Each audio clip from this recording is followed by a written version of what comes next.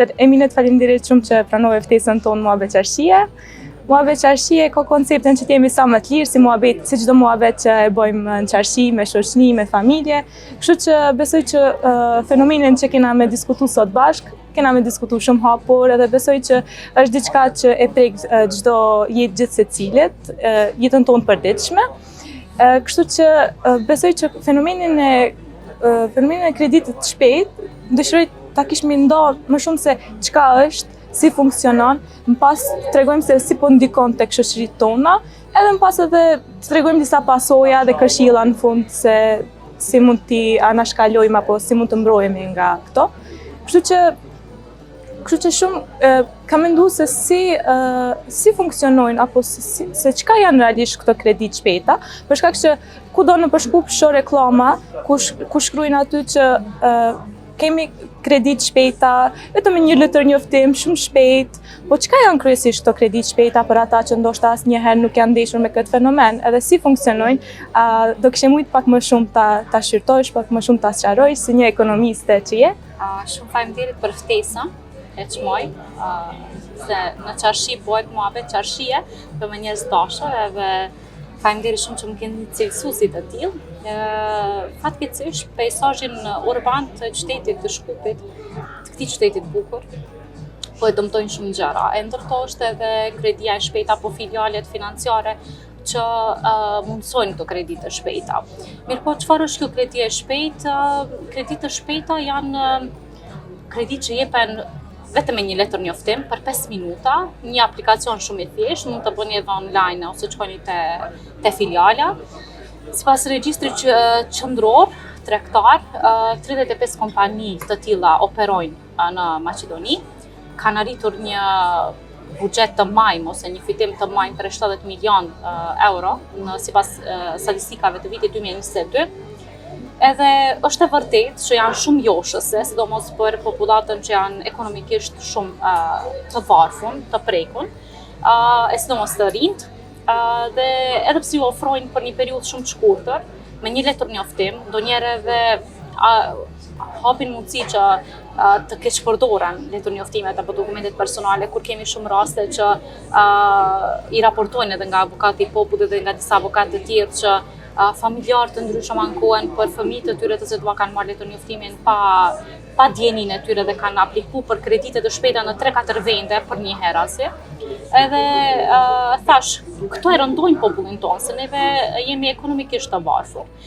Populli i cili edhe pse jemi të kapura për vlera shumë të mëdha, fetare, morale, neve prap nuk mundemi të ikim kësaj kulture moderne, këtij vrulli të fuqishëm të konsumerizmit, e sidomos kur shkaqet për të cilat mirret kredia e shpejtë janë ose për të marrë telefonin e fundit, ose për të blerë diçka atlete firmato, ose për të paguar ndonjë penalitet të një kredie që është marrë më përpara dhe norma e interesit është rritur në mënyrë ose me shpejtësi marramendëse. Shohim që për një kredi 10.000 denarësh në fund të kësteve t'i paguan 20.000, 30.000, ndoshta edhe më shumë. Është një derë nga e cila t'i hyn shumë i lumtur se zgjidh një çështje apo një problem aty për aty financiar, mirë po të hapen edhe shumë dyrë të tjera të cilët nuk mundesh ti përballosh, pasi që e dim se backgroundi i familjeve tona dhe i të rinjve tonë me këto mundësi në treg është e pamundur t'i përballojë këto sfida. Po sa janë të përhapura këto institucionet apo kompanitë që veprojnë këtë treg në vetët tona? Janë shumë të përhapura, kur sipas një analize që e krahason vitin 2015 me vitin 2022, ku thuhet se nga 10 është rritur në 35 numri, kjo nuk mjafton për 120.000 personave të cilët kanë aplikuar për kredite të shpejta në vitin 2015, kemi një numër 245 më zgabofsha 1000 persona. Edhe njëkohësisht me rritjen e punës, rritet edhe numri i të punësuarve nëpër këto filiale. Mirë po, tash pyetja kryesore do të ishte sa operojnë këta filiale financiare jashtë bankave, po them, në bazë të ligjeve, ku i dim se kemi 3 lloje ligjeve që i monitorojnë, kryesisht Ministria e Financave i kontrollon këto filiale dhe e di që ka disa padi që janë ngrit për disa parregullsi që janë gjetë sipas një inspektimi. Mirë po, a ka hapësirë për kontrole më të mëdha në treg? Po ka. Do të thonë, a ka nevojë për ndryshime të ligjeve? Po ka nevojë për ndryshime të ligjeve dhe ka nevojë për një monitorim më të thellë dhe më të strukturuar të këtyre institucioneve. Atëherë, Emina, a kishe mujt me ndonë ndonjë shembull konkret nga jeta e përditshme që ndoshta diku i ka ndodhur, që kanë marrë një herë një shumë të vogël, po më pas është 2 fishu, është 3 fishu ajo shumë për të kthyer? Fatkeqësisht tani, për të shembujve të shumë prej njerëzve të njohur që i kemi afër vetes, lexoj edhe disa storje tash në internet para se të vija nga avokati i popullit kur raportohet për disa ngjarje të cilat me të vërtetë të demoralizojnë dhe të shkaktojnë mërzi shumë të madhe, kur shet të ri të varur nga bigjozi, të cilat për të shpëtuar shtëpinë që e kanë venduar në hipotekë marrin një numër të madh të kredive edhe të shpejta për një periudhë të shkurtër do t'i paguajnë me shpresë që t'i paguajnë, edhe në fund ata humbasin gjithçka çfarë posedojnë. Më e keq ajo që më ka prek më shumë është që në emër të një paciente me paralizë cerebrale mirret kredi në 3 filiale të ndryshme, edhe në fund i vjen se lajmërojnë në telefon këta persona agent të këtyre filialeve dhe kërkojnë që të paguhet në kohë të caktuar borxhi, dhe kur i lajmërojnë personit, ajo habitet pasi që është keq përdor letër njoftimi i saj për të marrë këta borxhe. Kemi edhe raste shumë të njohura prej anëtarëve tanë që i njohim shoqënisë që tregojnë se baba i sëmur, djali keq përdor letër njoftimin e prindit për të marrë kredi të shpejt, edhe kjo përfundon për shembull me një shumë marramencë se bëhet fjalë për 1000% kamat, interes, edhe penalitete, shpenzime administrative të larta, edhe gjithçka që mirret për një mashtrohemi me një shumë të vogël, me shpresë të kthehet, mirë po nga ana tjetër ajo shumë është e pamenaxhueshme në një periudhë më të gjatë kohore. Edhe kush e pson familja, e pson shoqënia, se pastaj me gjithë këto vjen edhe ajo se personi që e merr, po nuk është se mbetet vetëm me dëmtime ekonomike, domethënë me dëmtime xhepi, po edhe nga ana tjetër varfërohet edhe zemra, se shtohet ankthi, shtohet turpi, shtohet demoralizimi të trinjt, depresioni etj që psikologët ndoshta e kishin trajtuar pak më ndryshe. Derisa jena te trit, sa trit sot marrin këto kredite shpejta, edhe pse i marrin trit zakonisht? Tashti statistikisht fatkeqësisht nuk kam ndonjë përqindje për ta se sa prej trive marrin. Këto se hulumtova dhe nuk gjeta, por është në rritje besoj, pasi që jemi nga ato gjenerata që më së shumti ekspozohemi këtij lloji marketingu të kohëve të fundit, i cili thotë por edhe kultura e jonë që është imponuar pak a shumë e huaja moderne, e cila na detyron të zhveshemi nga çdo lloj vlere familjare, morale, fetare, dhe na detyron që për t'u bërë duhesh të kesh dhe jo të jesh. Duhesh të kesh celularin e fundit, duhet të kesh nuk e di, veshje rroba nga më të shtrenjta, duhesh të shkosh në pushime, duhesh të dalësh në restorante më luksoze dhe të postosh për ta në social media. Është diçka, një fenomen i cili ka marrë një vrull shumë të madh, i cili po dëmton si ekonomikisht por edhe emocionalisht të rinjt tanë, të cilët për t'i mbush boshllëqet mendojnë se aq sa më shumë të konsumosh, aq më shumë do t'jesh i lumtur, dhe ne vedim shumë mirë se lumturia nuk konsiston atë ta kesh dhe të posedosh diçka, por lumturia konsiston në atë qetësinë e mendjes dhe në qetësinë e zemrës përgjithsisht. Do e ndërlidh pak këtë me me historitë me ngjarjet që gjyshët tanë ose prindrit tanë për shembull e kanë ndonë me ne, edhe shpeshherë kanë treguar se më herët kanë pas shumë më pak, ndoshta gjëra materiale ose nevojat e tyre shumë më pak i kanë plotësu, po përderisa e sqarojnë ose përderisa e përshkruajnë atë ndjesi, shifen që syt i kanë mbushur dhe duken që e kanë përjetuar çdo moment. Po sot më duket se ndodh krejt e kundërta. Ne jemi rrit me çdo gjë, prindërit na mundsojnë gjërat materiale të kemi në vijë, të kemi telefonat më të ri, të kemi ndoshta veshmbathje, çdo gjë, dhe në fund prap parashtrojmë pyetjen se ndjehemi bosh, ndjehemi zbrasir brenda nesh ose nuk japim një kuptim më jetës, edhe besoj që shumë ndërlidhet edhe me këtë pjesën që definitivisht. Unë mbaj mend që telefonin tim të parë smart e kam pas në vitin e parë fakultet. Edhe me të vërtetë unë jam rritur në një ambient të fshatit, ku gjithçka fillonte me erën e bukës që piqeshte dhe përfundonte në një meditim më të thellë të qiellit, së bashku me vllaun dhe motrën. Edhe kemi pas ndoshta eksperienca më e mirë jetësore ka qenë ajo kohë kur kemi qenë shumë larg teknologjisë, ndoshta larg ekspozimeve të shumta, ndikimeve, presioneve etj. Mirë po nga ana tjetër jam shumë falenderuese për familjen dhe familjes time e cila domosë nuk na i bonte provide, ndoshta nuk na i mundsonte të gjitha këto, nga ana tjetër po na trajnonte një çfarë lloj mënyre se do të përballin edhe me këtë fenomen, por ju duhet qëndroni stoik te vlerat të cilat i keni marrë që nga mosha më e re dhe më e vogël. Prandaj është ajo unë do të bëja thirrje se neve duhet kemi kujtime për më tutje që duhet t'i fshejmë. Dhe ajo nuk është se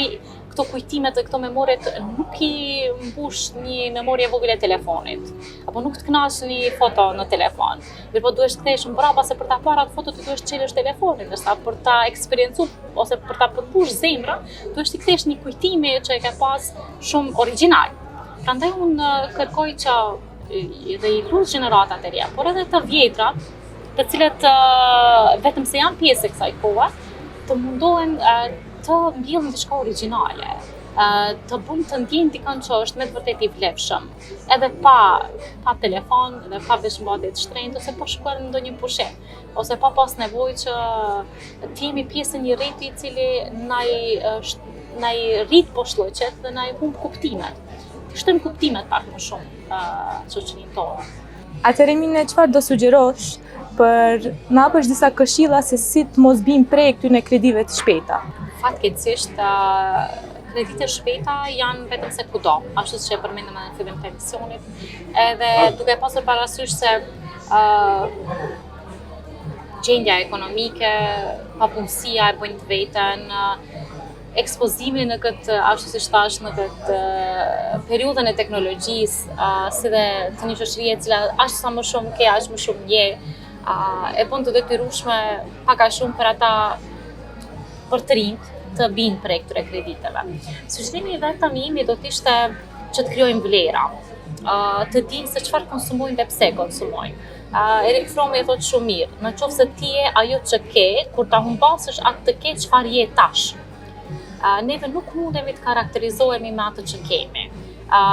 Po, duhet patjetër të kemi një jetë të mirë ekonomikisht, mos mendojmë fundin e muajit, të regjistrojmë në kursin që neve e duam, të studiojmë në shkollën apo në universitetin që neve e duam. A e meritojmë që neve të jemi, ndoshta, po e tham prap, bëhet fjalë për diçka që na krijon vlerë, që na kënaq, që na mbush shpirtërisht. Po gjitha këto i meritojmë. Mirë po, a janë për të realizuar të gjitha këto, a është deri vetëm me kredia e shpejtë? Jo, nuk është deri vetëm, duke ditur pasojat se cilët janë që vinë me kredinë e shpejtë. Do të kemi shumë kujdes, ofrojnë bursa të ndryshme, institucionet japin stipendione, japin ndihmë financiare, po ashtu edhe apeloj të kthehet diçka nga ajo e kaluara kur të kërkosh borx për diçka e cila për të cilën ke nevojë ti dhe për të cilën ty të përmbush, të jetë shumë e pranueshme. Se isha me një shoqe duke biseduar dhe më thotë, "Ne po si do t'ja dalun ta paguaj shkollën, universitetin, këstin e fundit, kur asnjë familjes nuk ma zgjat dora." Këtu duhet të rithiremi në vlerat familjare, të rithiremi në atë që është e bukur, të OJC-t, organizatat qeveritare të marrin një hof më të madh për të ndihmuar studentët, për të ndihmuar të papunësuarit, ata të cilët e kryjnë universitetin dhe janë të papunë, të regjistruar te enti për punësim si të papunë, të japet një dyer për punët atyre, dhe pse masat e fundit të qeverisë ishin shumë të kapshme dhe shumë të mira për ata të rinj të cilët kanë ide dhe dojnë të hapin vend të punës, dojnë të marrin një shumë caktuar të mjeteve financiare. Këtu duhet një mobilizim, familje, shoqëri, OJC, edhe shtet për të ndihmu këta të rinjt dhe për mos t'i detyru ata drejt këtyre dyerve. Mirë po nga ana tjetër, duhet t'i srasim identitetit tonë, asaj brendësisë tonë, edhe njëre për gjithmonë të kërkojmë alternativën më të shëndosh për ta mbush atë përshllokun që e kemi brenda vetes. Nuk mbushet me para, nuk mbushet me luks, nuk mbushet me shpenzime të çrregulluara. Kjo brendësi apo edhe këto nevoja mbushen me diçka origjinale. Të drejtuarit drejt të Zotit, të drejtuarit drejt mikut, një libër i mirë në prani apo në shoqërim të një shoqe apo shoku të mirë, një pasdite është ajo që të mbush. Ti shtojmë takimet më shumë me njerëz të ditur, me njerëz të mirë, me njerëz të cilët do t'i drejtojnë, ndoshta dhe do t'i japin vrull atyne interesave pozitive, nevojave pozitive, projekteve pozitive që ata mund t'i kenë, me që po flasim për të rinj. Do thosh, këto janë pak iluzione, jo s'janë iluzione, se të vetë të njëjtën gjë kemi kaluar edhe neve.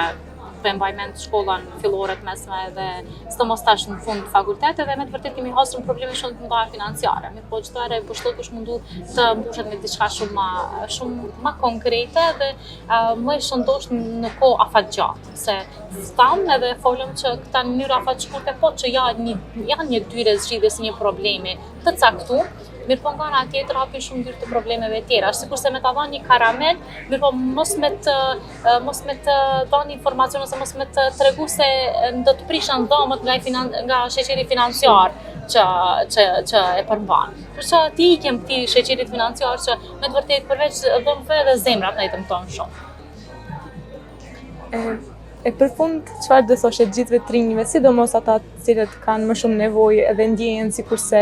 dëshirojnë të marrin këto kredit shpejta për shkak që ndodhen në vështirësi ose ndodhen në pjesë. Unë i besoj revolucionit të rinjve. Edhe është koha që neve një herë asgjë për gjithmonë të japim një mesazh shoqërisë tonë që të rinjt munden me ia dalë pa kredit shpejta, pa institucione, pa kësaj lloji filiale të cilat janë vetëm dyert të problemeve të shumë fishuara të rinjve. Është koha që të rinjt njëra për gjithmonë t'ia besojnë veten e tyre, vlerave të tyre, të krijojnë dhe të krijojnë ata dhe të mirëmbajnë atë që është e mirë për ta. Pse them revolucion rinor, pasi që po, ne jemi të ekspozuar, si që të prej në fillim. I shohmi logot e tyre, thirrjet e tyre, reklamat e tyre, të shumë fishta. Mirë po, qëndrimi dinjitoz ndaj çdo problemi apo ndaj çdo dukurie e huaj, duhet të jetë ai i cili na karakterizon neve. Dhe ne jemi një popull që thirremi për qëndrim dinjitoz, që thirremi për unifikim, për të mirë, për të vërtetën, për të drejtën. Edhe besoj se së bashku ashtu siç e përmenda, me ndërhyrjen e institucioneve shtetërore, OJQ-ve dhe familjes, të rinjt duhet dhe munden të shpëtohen nga kjo dikuri e cila vetëm se ka marrë vrull dhe profitet e saj, problemet e saj shumë fishohen çdo ditë e më shumë. Prandaj të rinjt le të kapen për libra, le të kapen për vlerat origjinale, të rinjt le të eksplorojnë botën e jashtme përmes syzeve të një personi i cili çdo herë kërkon ta përmbush veten me diçka që më shumë e kënaq dhe e mbush zemrën edhe mendjen se sa xhepin. Kështu që nuk është diçka paraja. Asgjë nuk është paraja. Ajo e cila na përmbush neve, ajo cila na jep kuptim jetëve tona, është definitivisht leximi, përkushtimi ndaj së mirës, aktivizimi në shoqëri, se aktivizimi sjell edhe me vete një sër virtytesh të mira për personin, kështu që pak a shumë unë do doja të përfundoja këtu. Të rinjt meritojnë më shumë, edhe duhet t'ju jepet më shumë, mirë po diçka fillon prej tyre. Nga i qëndrimi dinjitoz, nga i vendimi që unë nuk shkoj për të shpejta, se neve jemi ekspozohemi në ato që ajo që është më e shpejtë është më e mirë, ajo që është më shumë është më e mirë. Jo, ajo që është më pak është më e mirë në veten e tij, është më e sigurt, dhe ajo që vjen në kohë më të gjatë është më e sigurt njashtu edhe është më e mirë për neve. Faleminderit shumë Emine, besoj që ishte një temë dhe një bisedë shumë e mirë dhe na la vend për me reflektu, po edhe për me mendu më shumë rreth kësaj teme kryesisht, rreth kësaj fenomeni që po ndodh, po pa marrë parasysh kësaj pjesës edhe ndodhe me ne shumë shembuj të ndryshëm që besoj janë shumë të vlefshëm, po edhe të pjesa që mu kthy pak më shumë tek vlerat tona, tek virtytet tona, tek boshti jonë si njerëz. Kështu që të faleminderit shumë që ishe sot me ne në Muhabet Qarshie. Veç më shumë. Faleminderit shumë.